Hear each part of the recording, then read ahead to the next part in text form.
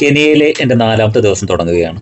പ്രശസ്തമായ നക്കൂരുവിലാണ് ഞാനിപ്പോൾ ഉള്ളത്. സഫാരി വാഹനം 6:30 പിക്ക് ചെയ്യാൻ എത്തുമെന്ന് അറിയിച്ചിരുന്നതിനാൽ ബ്രേക്ക്ഫാസ്റ്റ് നേരത്തെ റെഡിയാക്കണമെന്നെല്ലാം ഹോട്ടലിൽ കഴിഞ്ഞ രാത്രി തന്നെ അറിയിച്ചിരുന്നതാണ്. 6 മണിക്ക് ബ്രേക്ക്ഫാസ്റ്റ് റെഡിയാവും എന്നും പറഞ്ഞിരുന്നു. റെസ്റ്റോറൻറ്റിലെത്തിയപ്പോൾ ഫുഡൊന്നും റെഡിയാവാത്തതിനാൽ ഉണ്ടായിരുന്ന ജ്യൂസ്, ഫ്രൂട്ട്സ് എല്ലാം കഴിച്ച് വേഗം യാത്രക്ക് റെഡിയായി. നക്കൂരു പട്ടണത്തിലൂടെ ലേക്ക് നക്കൂരുവിലേക്കുള്ള യാത്രയിലാണ്. ലോകത്തിലെ ഏറ്റവും വലിയ അഗ്നിപർവ്വത ഗർത്തങ്ങളിലൊന്നായ മെനങ്കെ ഗർത്തത്തിനടുത്താണ് നക്കൂരു സ്ഥിതി ചെയ്യുന്നത്. ഏകദേശം 12 കിലോമീറ്റർ വീതിയുള്ളതാണ് ഈ അഗ്നിപർവ്വത ഗർത്തം. നഗരത്തിന് വളരെ അടുത്തായി വന്യജീവികൾ വസിക്കുന്ന ലോകത്തിലെ അപൂർവ നഗരങ്ങളിലൊന്നാണ് നക്കൂരു. സിംഹങ്ങൾ, ജിറാഫുകൾ, കണ്ടാമൃഗങ്ങൾ നഗരത്തിൽ നിന്ന് ഏതാനും കിലോമീറ്റർ മാത്രം അകലെയാണ്. ബ്രിട്ടീഷ് കൊളോണിയൽ കാലത്ത് നക്കൂരു ഒരു പ്രധാന റെയിൽവേ പട്ടണമായിരുന്നു. ബ്രിട്ടീഷുകാർ വീടുകളും സ്കൂളുകളും ക്ലബ്ബുകളും വരെ ഇവിടെ നിർമ്മിച്ചു. അവയിൽ പലതും ഇന്നും നിലനിൽക്കുന്നു. അന്താരാഷ്ട്ര പഠനങ്ങൾ അനുസരിച്ച് കിഴക്കൻ ആഫ്രിക്കയിലെ ഏറ്റവും വേഗത്തിൽ വളരുന്ന നഗരങ്ങളിലൊന്നാണ് നക്കൂരു. ചിലർ പറയുന്നത് ഇതാണ് ഭാവി നൈറോബി എന്നാണ്. ഒരു ചെറിയ കൊളോണിയൽ റെയിൽവേ പട്ടണത്തിൽ നിന്ന് അതിവേഗം വളരുന്ന ഒരു ആധുനിക നഗരത്തിലേക്ക് ഈ സ്ഥലം റോക്കറ്റ് വേഗതയിൽ മാറുകയാണ്.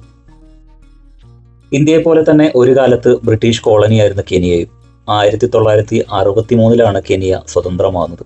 കെനിയയിലെ പല നഗരങ്ങളും ഇപ്പോഴും കൊളോണിയൽ കാലഘട്ടത്തിലെ ആസൂത്രണം നിലനിർത്തുന്നു. ആധുനികവൽക്കരണം കുറവാണ്. കെനിയയിൽ ശക്തമായ ഗ്രാമീണ ഗോത്ര സാംസ്കാരിക ബന്ധമുണ്ട്. പലരും ഗ്രാമങ്ങളിലോ ചെറിയ പട്ടണങ്ങളിലോ താമസിക്കാൻ ഇഷ്ടപ്പെടുന്നു. അതുകൊണ്ട് തന്നെ നമ്മുടെ നാട്ടിലുള്ള പോലെ നഗരങ്ങൾ എല്ലായ്പ്പോഴും ജീവിതത്തിന്റെ കേന്ദ്രമല്ല. ഇത് നഗരപ്രദേശങ്ങളെ ശാന്തമോ സാന്ദ്രത കുറഞ്ഞതോ ഒക്കെ ആക്കി മാറ്റുന്നു.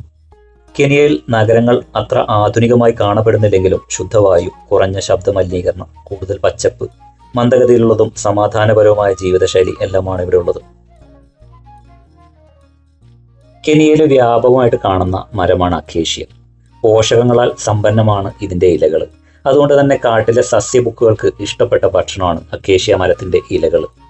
നമ്മെ അത്ഭുതപ്പെടുത്തുന്ന ഒരു കഴിവുണ്ട് ഇവക്ക്. ഈ മരങ്ങൾ തമ്മിൽ കമ്മ്യൂണിക്കേഷൻ നടത്തുന്നുണ്ട്. എങ്ങനെയാണെന്നല്ലേ? അക്കേഷ്യ ഇലകൾ മൃഗങ്ങൾ ഭക്ഷിക്കുന്ന സമയത്ത് മരം എഥിലീൻ എന്ന രാസവസ്തു വായുവിലേക്ക് പുറപ്പെടുവിക്കുന്നു. ഇത് സമീപത്തുള്ള അക്കേഷ്യ മരങ്ങൾ കൈപ്പുള്ള ടാനലുകൾ ഉൽപ്പാദിപ്പിക്കാൻ സൂചന നൽകുന്നു. അതിനാൽ മൃഗങ്ങൾ അവ കഴിക്കുന്നത് നിർത്തുന്നു. മരങ്ങൾക്കിടയിൽ ഒരു നിശബ്ദ SOS അലേർട്ട് പോലെയാണിത്. കൂടെ യാത്ര ചെയ്യുന്ന എല്ലാവരെയും അവരവരുടെ ഹോട്ടലുകളിൽ പോയി പിക്ക് ചെയ്തുകൊണ്ട് ഞങ്ങൾ നക്കൂരു നാഷണൽ പാർക്കിന്റെ കവാടത്തിലെത്തി.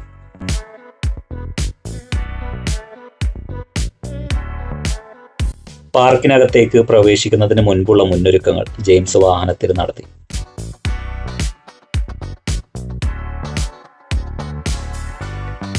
ഞങ്ങളുടെ സഫാരി വാഹനം പതിയെ ദേശീയോദ്യാനത്തിലേക്ക് പ്രവേശിച്ചു.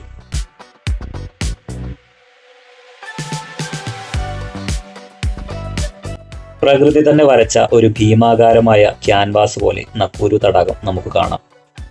പക്ഷെ അത് വെറും ഒരു തടാകമല്ല, അത് ജീവനോടെയുണ്ട്. ഈ തടാകത്തിന് ചുറ്റും എല്ലായിടത്തും പക്ഷികളുണ്ട്. 100 കണക്കിന്, ഒരുപക്ഷെ 1000 കണക്കിന്.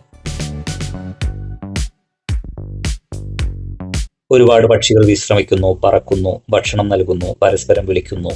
പ്രകൃതി മഹത്തായ ആഘോഷം സംഘടിപ്പിക്കുന്നത് പോലെ തോന്നി. ഈ പക്ഷികൾ സൗന്ദര്യത്തിനായി മാത്രമല്ല ഇവിടെയുള്ളത്. ഇതിൽ ചില പക്ഷികൾ മൈലുകൾ സഞ്ചരിച്ച്, ചിലത് ഭൂഖണ്ഡങ്ങൾ വരെ കടന്ന് ഈ മാന്ത്രിക സ്ഥലത്ത് ഒത്തുകൂടുന്നു. കാരണം ഈ തടാകം അവർക്ക് ആവശ്യമുള്ളത് കൃത്യമായി നൽകുന്നു. സുരക്ഷ, ഭക്ഷണം, സന്തുലിതാവസ്ഥ. ഒരു ആസൂത്രണ സമിതിയോ ബജറ്റോ ഇല്ലാതെ പ്രകൃതിക്ക് ഐക്യം എങ്ങനെ സൃഷ്ടിക്കാമെന്ന് കൃത്യമായി അറിയാം. എന്നിട്ടും എല്ലാ സാങ്കേതിക വിദ്യയുമുള്ള മനുഷ്യരായ നമ്മൾ അത് ചെയ്യാൻ പാടുപെടുന്നു. തടാകത്തിന് പിന്നിൽ ദൂരെയുള്ള കുന്നുകളുടെ രൂപരേഖ നമുക്ക് കാണാൻ കഴിയും. ഇത് ശാന്തമാണ്. പക്ഷേ കാട്ടുമൃഗങ്ങൾ എപ്പോൾ വേണമെങ്കിലും പ്രത്യക്ഷപ്പെടാമെന്ന തോന്നലും നിങ്ങൾക്ക് ലഭിക്കും. ഒരുപക്ഷെ കുറ്റിക്കാടുകളിൽ നിന്ന് ഒരു സിംഹം പുറത്തേക്ക് നടക്കുന്നുണ്ടാകാം. അല്ലെങ്കിൽ ഒരു കണ്ടാമൃഗം നിശബ്ദമായി മേയുന്നു. അതാണ് കെനിയയുടെ മാന്ത്രികത. നിങ്ങളിവിടെ ഒരു വിനോദസഞ്ചാരിയല്ല, നിങ്ങൾ ഈ രംഗത്തിന്റെ, പ്രകൃതിയുടെ ഒരു ഭാഗമാണ്. നക്കൂരു തടാകത്തിൽ നിന്ന് പുൽമേടുകളിലേക്ക് നീങ്ങിയപ്പോൾ ഞങ്ങൾ ആദ്യമായി കണ്ടത് ബിഗ് 5 അനിമൽസിലൊന്നായ കണ്ടാമൃഗത്തെയായിരുന്നു. മസായിമാരെ വെച്ച് നോക്കുകയാണെങ്കിൽ വലിപ്പത്തിൽ വളരെ ചെറുതാണ് നക്കൂരു നാഷണൽ പാർക്ക്. മസായിമാര 1510 സ്ക്വയർ കിലോമീറ്റർ ഉണ്ടെങ്കിൽ നക്കൂരു വെറും 188 സ്ക്വയർ കിലോമീറ്റർ മാത്രമാണുള്ളത്. കെനിയയിൽ വന്ന് സഫാരി ചെയ്യുന്ന ടൂറിസ്റ്റുകളുടെ പ്രധാന ലക്ഷ്യം ബിഗ് 5 അനിമൽസിനെ അവരുടെ ആവാസ വ്യവസ്ഥയിൽ സ്പോട്ട് ചെയ്യുക എന്നതാണ്. എന്നാൽ 2 ദിവസത്തോളം മസായിമാരിലെ സഫാരി നടത്തിയെങ്കിലും സിംഹം, പുലി, ആന, ബഫലോ എന്നീ ബിഗ് 5 അനിമൽസിലെ 4 കണ്ടെങ്കിലും ഒരൊറ്റ കണ്ടാമൃഗത്തെ പോലും കണ്ടിരുന്നില്ല. അതിവിടെയാണ് കാണാൻ കഴിഞ്ഞത്. സോ നക്കൂരു ഒരു ചെറിയ മീനല്ല. കണ്ടാമൃഗം എന്ന് കേട്ടാൽ നമ്മുടെ മനസ്സിൽ വരുന്ന ആദ്യത്തെ കാര്യം എന്താണ്? യെസ്, അത് തന്നെ, കട്ടിയുള്ള തൊലിയാണ് ഇവക്ക്. 5 സെന്റിമീറ്റർ വരെ കട്ടിയുള്ള തൊലി ഉണ്ടാവും ഇവക്ക്. ഈ കട്ടിയുള്ള തൊലിയും കൊമ്പുകളും ഒക്കെയുള്ള കണ്ടാമൃഗങ്ങളെ കണ്ടാൽ ഒരു കവചിത ടാങ്കുകൾ പോലെ ഒക്കെ തോന്നും. പക്ഷേ അവ സ്വഭാവത്തിൽ വളരെ സൗമ്യരും ലജ്ജാശീലരൊക്കെയാണ്. ഭീഷണി നേരിടുന്നില്ലെങ്കിൽ അവ സംഘർഷം ഒഴിവാക്കുകയും സമാധാനത്തോടെ ജീവിക്കാൻ ഇഷ്ടപ്പെടുകയും ചെയ്യുന്നു. വളരെ കട്ടിയുള്ള തൊലിയുണ്ടെങ്കിലും സൂര്യതാപം ഏൽക്കുന്നതിനും പ്രാണികളുടെ കടിയേറ്റതിനും ഇത് വളരെ സെൻസിറ്റീവാണ്. അതുകൊണ്ട് അവ ചെളിയിൽ കുളിക്കുന്നത് ഇഷ്ടപ്പെടുന്നു. ഏഷ്യയിൽ കാണപ്പെടുന്ന കണ്ടാമൃഗങ്ങൾക്ക് ഒരു കൊമ്പ് മാത്രമാണുള്ളത്. എന്നാൽ ആഫ്രിക്കയിലുള്ളവർക്ക് 2 കൊമ്പാണ്. കണ്ടാമൃഗത്തിന്റെ കൊമ്പ് അസ്ഥി കൊണ്ടാണ് നിർമ്മിച്ചിരിക്കുന്നത് എന്നാണ് ഞാൻ കരുതിയിരുന്നത്. പക്ഷെ അങ്ങനെയല്ല. ഇത് യഥാർത്ഥത്തിൽ കെരാറ്റിൻ കൊണ്ടാണ് നിർമ്മിച്ചിരിക്കുന്നത്. മനുഷ്യന്റെ നഖങ്ങളുടെയും മുടിയുടെയും അതേ പദാർത്ഥം.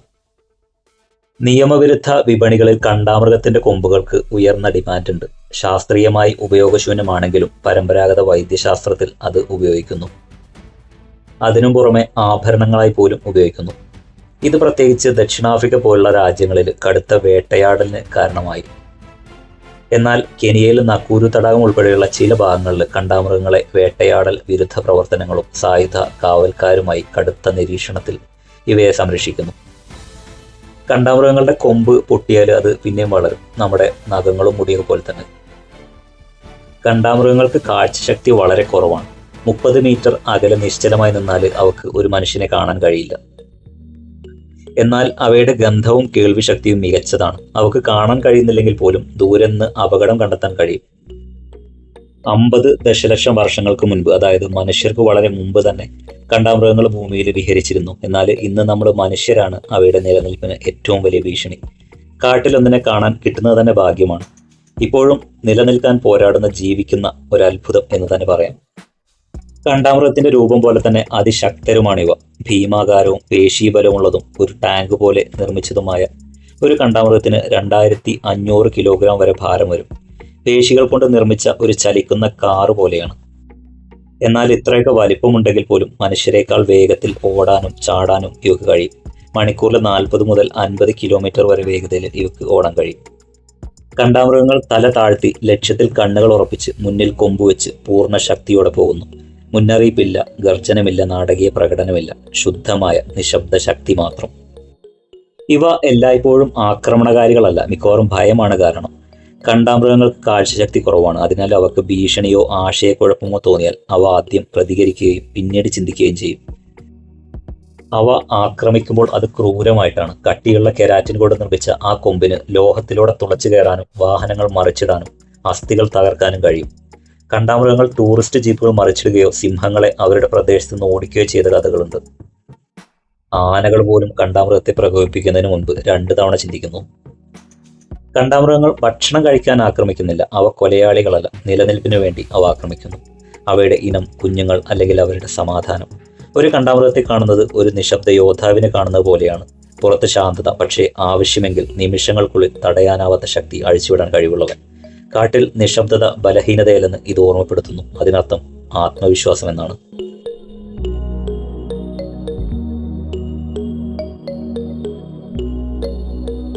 സീബ്രകളെ എല്ലായിടത്തും കാണാം.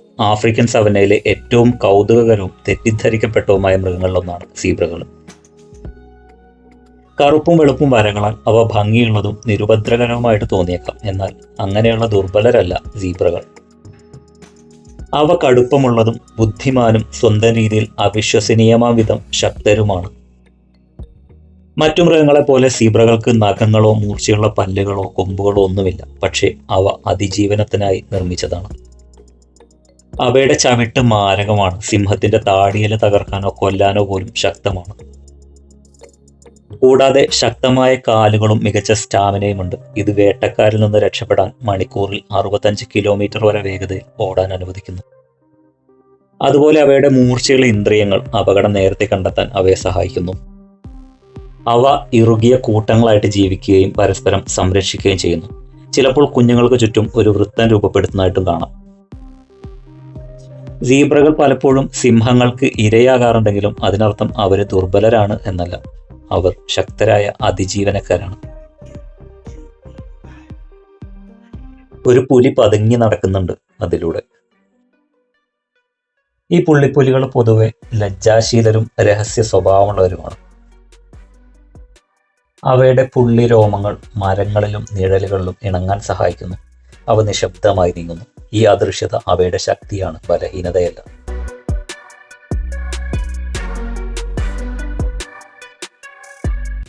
ഏറ്റവും ഭംഗിയുള്ളതും ആകർഷകവുമായ മാനുകളിലൊന്നാണ് ഇംപാലകൾ. ഒറ്റനോട്ടത്തിൽ അവ സൗമ്യരും സാധാരണക്കാരുമായി കാണപ്പെടുന്നു. എന്നാൽ കൂടുതൽ അറിയുമ്പോൾ അവ അതിശയിപ്പിക്കുന്ന കഴിവുകളും സാമൂഹിക നാടകീയതയും അതിജീവന രഹസ്യങ്ങളും നിറഞ്ഞതാണെന്ന് നമുക്ക് മനസ്സിലാവും. ഇംപാലകൾ സവനയിലെ ജിംനാസ്റ്റുകളെ പോലെയാണ്. അവക്ക് 3 മീറ്റർ ഉയരം വരെ ചാടാൻ കഴിയും, അതായത് ഒരു ജീപ്പിന് മുകളിലൂടെ വരെ. അതുപോലെ ഒറ്റയടിക്ക് 10 മീറ്ററിൽ കൂടുതൽ നീളത്തിൽ ചാടാനും കഴിയും. സിംഹങ്ങളെയും ചീറ്റകളെയും പോലെയുള്ള വേട്ടക്കാരിൽ നിന്ന് രക്ഷപ്പെടാൻ ഇതവയെ സഹായിക്കുന്നു. ഇംപാലകൾക്ക് മണിക്കൂറിൽ 80 കിലോമീറ്റർ വരെ വേഗതയിൽ ഓടാൻ കഴിയും. വളഞ്ഞും പുളഞ്ഞുമെല്ലാം സിക്സാക് ചലനത്തിൽ ഓടാൻ കഴിയും. ഇതുകൊണ്ട് തന്നെ വേട്ടക്കാർക്ക് അവയെ പിടിക്കാൻ വളരെ ബുദ്ധിമുട്ടുള്ള കാര്യമാണ്. ഒരു പ്രബല പുരുഷൻ മാത്രമേ ഒരു കൂട്ടം പെൺമൃഗങ്ങളെ നിയന്ത്രിക്കുന്നുള്ളൂ. എന്നാൽ മറ്റു പുരുഷന്മാർ എപ്പോഴും നിരീക്ഷിച്ചുകൊണ്ടേയിരിക്കും, അവരുടെ അവസരത്തിനായി കാത്തിരിക്കുന്നു. നിയന്ത്രണത്തിനായി പുരുഷന്മാർക്കിടയിൽ തീവ്രമായ പോരാട്ടങ്ങളുണ്ട്. വിജയി സ്ത്രീകളെ നേടുന്നു, പക്ഷേ അയാൾ വെല്ലുവിളിക്കുന്നവരോട് പോരാടിക്കൊണ്ടേയിരിക്കണം. ഇങ്ങനെ ഓരോ മൃഗങ്ങൾക്ക് പുറകിലും നമ്മെ അത്ഭുതപ്പെടുത്തുന്ന കാര്യങ്ങളുണ്ട്. നക്കൂരുവിലൂടെയുള്ള സഫാരിയുടെ വിശേഷങ്ങൾ നമുക്ക് അടുത്ത വീഡിയോയിൽ തുടർന്ന് കാണാം. വീഡിയോ ഇഷ്ടമായെങ്കിൽ ചാനൽ സബ്സ്ക്രൈബ് ചെയ്യുക. So thanks for watching the video. By.